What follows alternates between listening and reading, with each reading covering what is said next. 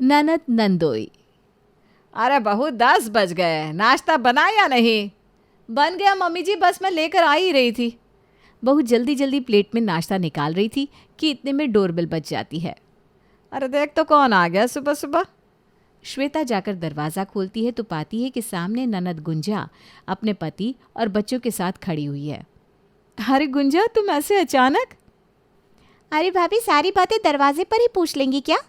यहीं से वापस लौट आने का इरादा है या मैं अंदर आऊं? अरे नहीं नहीं, मेरा वो मतलब नहीं था। आओ आओ अंदर आओ, बैठो। श्वेता अपनी ननद गुंजा, नंदोई समीर और उसके दोनों बच्चों को लेकर अंदर ड्राइंग रूम में आती है। सास करुणा भी बेटी गुंजा को अचानक आया देखकर एकदम हक्की बक्की सी रह गई थी। अरे बहू, फ़ोन किया था क्या गुंजा ने आने से पहले? मम्मी जी, गुंजा कभी फ़ोन करके आती है जो आज फ़ोन करके आएगी? उसकी तो आदत है हम लोगों को सरप्राइज़ देने की। बस दे दिया सरप्राइज़। इसमें इतना हैरान होने वाली क्या बात है? पहली बार थोड़ी ना ऐसे आई हैं। अरे बेटा, नाश्ते का समय है, अब ये लोग आ गए हैं तो ऐसा करो, नाश्ता इन लोगों के सामने लगा दो। हमारे लिए देखते हैं, फिर कुछ और बना देना। सास नाश्ता लगाने के लिए कहकर बाहर ड्राइंग रूम में चली गई। अरे मम्मी, 10 बज रहा है, कुछ नाश्ता वाश्ता बनाया है या नहीं? आप ऐसा करो, भाभी से बोलकर चाय के साथ सीधा नाश्ता ही लगवा देना, बड़ी तेज़ भूख लग रही है। तुम बैठो, नाश्ता बना हुआ है, मैं अभी लगाती हूँ। श्वेता ननद के परिवार के लिए नाश्ता लगाती है और उसके बाद अपने परिवार के लिए नाश्ता बनाने के लिए एक बार फिर से किचन में जुट जाती है। अरे ये कोई तरीका होता है? किसी के घर जाने से पहले कम से कम एक फ़ोन कॉल तो कर लेना चाहिए। अब मैंने अपने बच्चों के लिए नाश्ता बनाया था, सारा नाश्ता मेहमानों के आगे सर्व कर दिया। बेचारे बच्चे कब से भूख से चिल्ला रहे हैं। नाश्ता बनाने में अब फिर से कम 1 घंटा तो लगेगा ही। भाभी श्वेता को बहुत गुस्सा आ रहा था, लेकिन फिर भी द्वार पर आए अतिथि का अपमान तो नहीं किया जा सकता, इसलिए चेहरे पर झूठी हंसी रखकर श्वेता गुंजा की आवभगत में जुट जाती है। दोपहर लंच के समय। ये बताओ, नाश्ता तो हो गया, अब लंच के लिए क्या बना रही हो? अभी तो काम खत्म करके बैठी हूँ, देखती हूँ। अरे भाभी, आप भी थक गई हो, सुबह से काम में लगी हुई हो ना।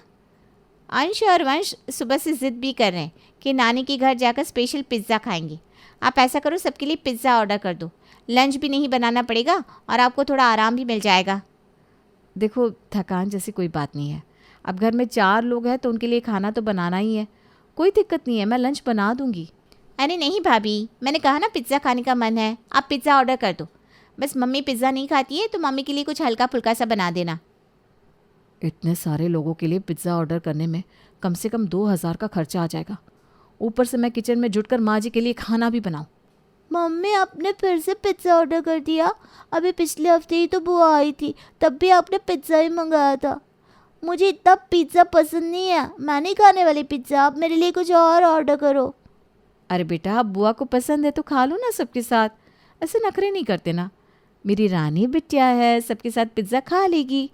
नहीं तो मैं दादी के लिए रोटी सब्जी बना रही हूँ, तुम वो खा लेना। नहीं मम्मी, ये गलत बात है। अंश और वंश को हमेशा उनकी पसंद की चीज़ मिल जाती है, लेकिन मेरे लिए आप कभी मेरी पसंद की चीज़ ऑर्डर नहीं करती। मुझे तो आज मंचूरियन फ्राइड राइस खाना है, आप मेरे लिए वही मंगा दो।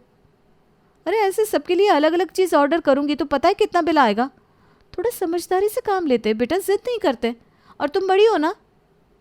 हाँ मम्मा, जब हमारे लिए कुछ खरीदना होता है तो आपको सारा बजट याद आ जाता है। बुआ के लिए और अंश वंश के लिए तो आप कभी कोई चीज़ लाने के लिए मना नहीं करती, तुरंत उनके कहते ही सब कुछ हाजिर हो जाता है। ठीक है, मंगा लो उनके लिए पिज़्ज़ा, मुझे कुछ नहीं खाना, कमरे में जा रही हूँ अपने। स्वीटी गुस्से में अपने कमरे में चली गई थी। देख रही है मम्मी जी, अब आप बताइए मैं करूँ तो क्या करूँ। अरे महीने का बजट हाथ से निकला जा रहा है, जेब में ढेला नहीं बचता महीने के आखिर तक। हर महीने ये क्रेडिट कार्ड से सामान खरीद कर काम चलाते हैं। समझ में नहीं आता कैसे सब संभालूं। ऊपर से आजकल के बच्चे माँ बाप की परेशानी समझना ही नहीं चाहते।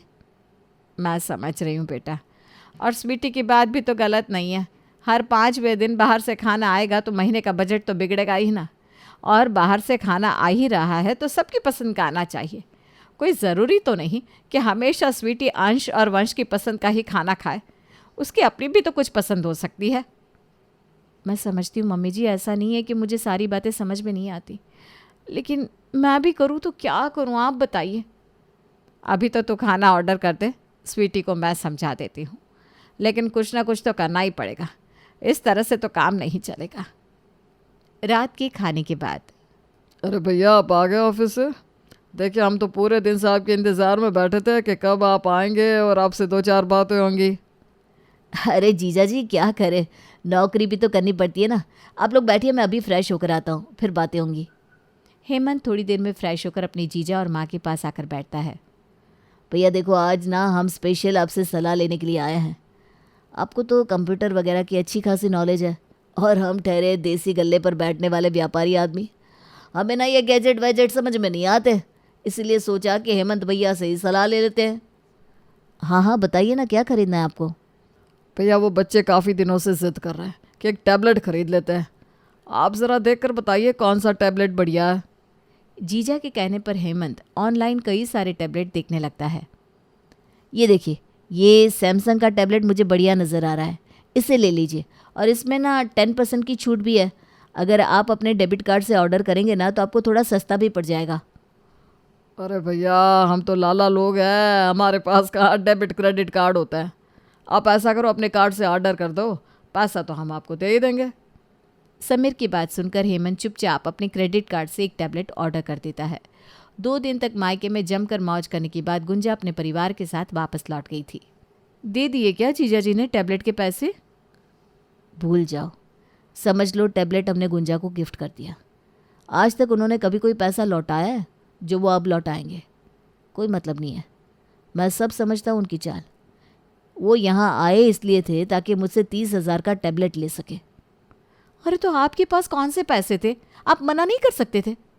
अरे तुम जानती हो ना, जो उन्हें चाहिए होता है वो लेकर ही रहते हैं। टैबलेट लिए बिना वो यहाँ से हिलने वाले नहीं थे, वरना बाजार में सामान की कोई कमी नहीं है, वो जाकर खुद भी खरीद सकते हैं। लेकिन उन्होंने यहाँ आकर जानबूझकर मुझे बातों में फंसाया ताकि मैं अपने कार्ड से ऑर्डर करके उन्हें सामान दिला दूँ। देखिए, मुझे गलत मत समझिएगा, लेकिन हमारे पास बहुत पैसा होता ना तो कोई बात नहीं थी। लेकिन आपकी एक अकेली सैलरी में हम भी तो किसी तरह बस अपना घर चला रहे हैं। अपने बच्चों की इच्छाओं का गला घोटकर 4 पैसे बुरे वक्त के लिए जमा करते हैं, और आपकी बहन और जीजा आकर 1 मिनट में हमारी सारी बचत को लेकर उठ जाते हैं। आखिर ये सब कब तक चलता रहेगा? अरे मैं क्या करूँ श्वेता, या यूँ समझ लो कि मैं भी एक तरह से मजबूर हूँ। बहन को कुछ भी कहने का मतलब है माँ को नाराज़ करना। अगर गुंजा को या समीर को मैं किसी भी बात के लिए टोकूं तो जाहिर सी बात है कि वो सीधा नमक मिर्च लगाकर माँ को बताएंगे और फिर यहाँ पर आना जाना उनका बंद हो जाएगा। रिश्तों में जब तक बर्दाश्त करते रहो तब तक सब सही रहता है, लेकिन जहाँ गलत का विरोध कर दो रिश्ते बिखर जाते हैं। मैं नहीं चाहता कि माँ से उनकी बेटी छिन जाए। अब चाहे गुंजा जैसी भी है, लेकिन माँ के लिए तो उनकी इकलौती बेटी है ना। उनके लिए बेटी से ज़्यादा ज़रूरी कुछ भी नहीं है। मैं समझती हूँ हेमंत, इसीलिए 10 सालों से अपनी आंखों से देखकर भी ये मक्खी निगल रही हूँ।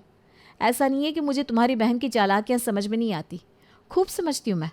जब उन्हें अपने बच्चों के लिए कपड़े खरीदने होते हैं तो यहाँ आकर ज़बरन मुझे बाजार ले जाती हैं ताकि मैं अपने आप उनके और उनके बच्चों के कपड़ों का बिल पे कर दूँ।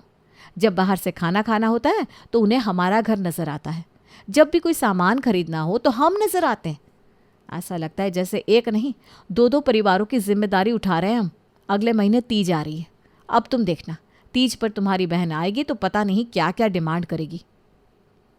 जिसका श्वेता को डर था वही हुआ। अगले ही सप्ताह में गुंजा एक बार फिर अपने मायके आ जाती है और आकर पति के बिजनेस में घाटे का रोना रोने लगती है। अरे भाभी, आपकी तो शादी इतने अच्छे घर में हुई है, भैया नौकरी करते हैं, कुछ भी हो हर महीने हाथ में सैलरी तो आती ही है ना। अरे तंगी क्या होती है ये ना हमसे पूछो। किसी किसी महीने तो इनका बिजनेस बिल्कुल ठप पड़ जाता है, बाजार से राशन लाना भी मुश्किल हो जाता है। ऐसे में अगर त्योहार आ जाए तो समझ में नहीं आता कि बच्चों के सामने कहाँ मुँह छुपाए। अरे गुंजा, ऐसा क्यों कह रही हो? इतनी तंगी में चल रहा है क्या जीजा जी का व्यापार? हाँ भाभी, अब क्या बताएं आपको, किसी से कहने से दुख कम तो होता नहीं, इसलिए हम तो अपना रोना कभी किसी के आगे रोते ही नहीं। ऊपर से जॉइंट फैमिली में रहने पर सास ससुर के ताने सुनो वो अलग। सावन का महीना है, सास ननद सब लोग नए कपड़ों की डिमांड कर रहे हैं, क्या करें कुछ समझ में नहीं आता। देखो इस बार ना मेरा हाथ तंग है, तो तीज पर कम से कम 5 साड़ी दे देना आप मुझे। आप जो मुझे देंगे ना उसी में से निकाल कर अपनी दोनों ननद और सास को 1-1 साड़ी दे दूंगी। क्या करें, रिश्तेदारी तो निभानी है ना। देख बहू, इसकी बातों में आने की कोई ज़रूरत नहीं है, झूठ बोल रही है ये। कल ही इसकी सास मिली थी मुझे बाज़ार में, कह रही थी भगवान की कृपा से बेटे का बिजनेस बहुत अच्छा चल रहा है। अभी कोई नया क्लाइंट मिला है जिससे पूरा 5 लाख का ऑर्डर मिला है। लेकिन ये तो हमेशा मायके में आकर रोती ही रहती है। खैर, इसके रोने का कारण मैं बहुत अच्छी तरह समझता हूँ। बस मायके से ज़्यादा माल लेने के लिए ये झूठी सच्ची बातें किया करती है। इतना गरीब नहीं है समीर कि त्योहार पर अपनी माँ और बहन को एक साड़ी भी ना दिलवा सके। अरे सब चालाकी है इसकी। ये चाहती है कि इसको अपनी जेब से 1 रुपया भी खर्च ना करना पड़े और अपने साथ साथ अपने ससुराल वालों का खर्चा भी हमारे यहाँ से ही निकाल ले। बस बहू, पानी सर के ऊपर से बह रहा है। स्वीटी कितने महीने से जिद कर रही है कि उसको स्कूल के प्रोजेक्ट के लिए लैपटॉप की ज़रूरत पड़ती है, लेकिन हाथ तंग होने के कारण तुम उसे दिलवा नहीं पा रही हो। जबकि पिछले ही महीने अपने 8 साल के बच्चे को गेम खिलवाने के लिए गुंजा टैबलेट लेकर गई है। ऐसा नहीं है कि मुझे कुछ दिखाई नहीं देता, लेकिन मैं सोच रही थी जब तक रिश्तेदारी निभ रही है निभा लेते हैं। लेकिन अब बस देख सुन, मेरे पास एक आइडिया है। अगले दिन, गुंजा, तुम तो हमेशा मेरी छोटी बहन की तरह ही रही हो। मैंने कभी तुम्हें अपनी बहन से कम नहीं समझा।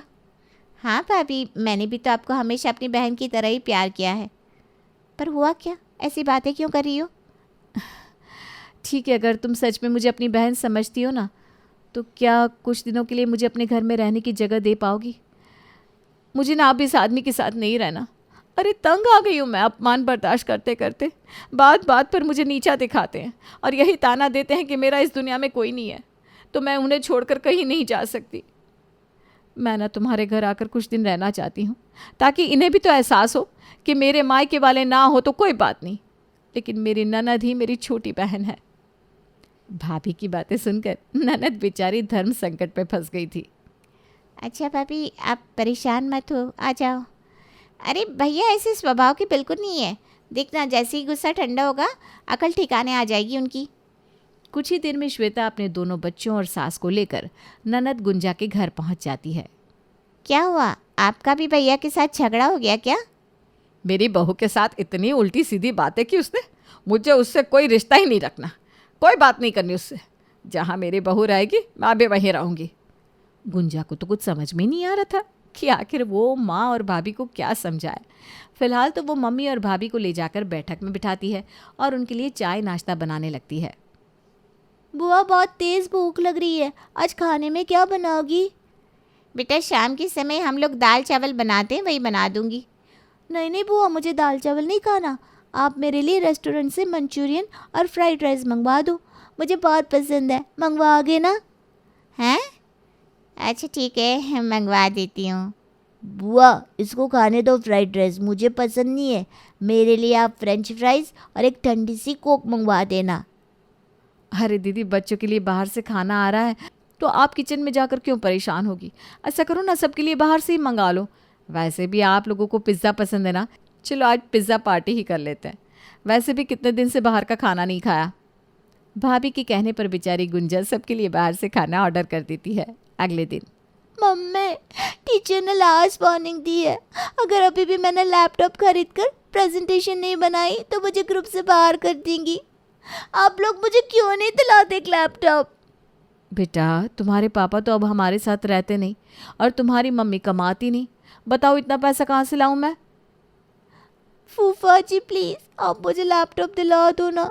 पापा को तो मेरी कोई चिंता ही नहीं, लेकिन मुझे पता है आप बहुत प्यार करते हो मुझसे। आप मेरे स्कूल में इस तरह से इंसल्ट नहीं होने दोगे। आप दिला दोगे ना मुझे लैपटॉप? और आपको पता है, ज़रूरी नहीं होता एक बार में पैसा देना, आप EMI पर भी ले सकते हो।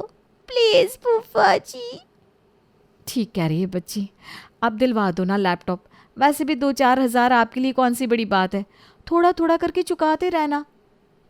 दामाद जी, वैसे आपके ऊपर इतना बोझ डालना हमें अच्छा तो नहीं लग रहा, लेकिन अब जब आपके पास ही रह रहे हैं तो अपना सुख दुख भी आप ही को बताना पड़ेगा ना। देखिए, 3 दिन बाद ना जन्मदिन है बीनू का। हम इसके जन्मदिन पर हर साल बड़ी धूमधाम करते हैं। अब इस बार ऐसा समय है कि हम लोग यहाँ रह रहे हैं। अगर बच्चे का जन्मदिन नहीं मनाएंगे तो बड़ा मायूस हो जाएगा। आप ज़्यादा कुछ मत करना, बस एक 2-2.5 किलो का केक बनवा देना और बच्चों के लिए कपड़े ले आना। और हमने ना इसको पिछले साल से वादा कर रखा है कि जन्मदिन पर नई साइकिल दिलाएंगे।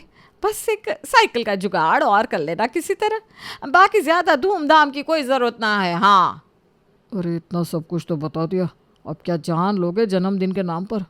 20,000 का खर्चा बता दिया और ऊपर से कह रही है ज़्यादा धूमधाम की ज़रूरत नहीं है।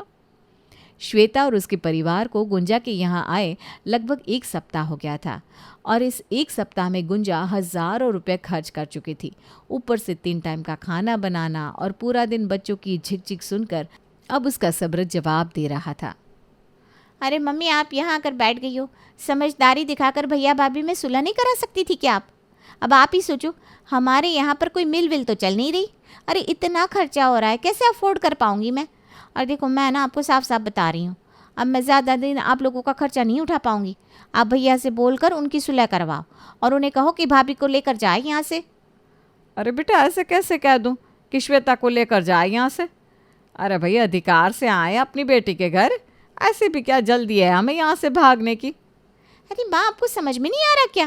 मैंने बोला ना, हमारी कोई मिल विल नहीं चल रही है। इतना खर्चा कहाँ से कर पाएंगे हम लोग?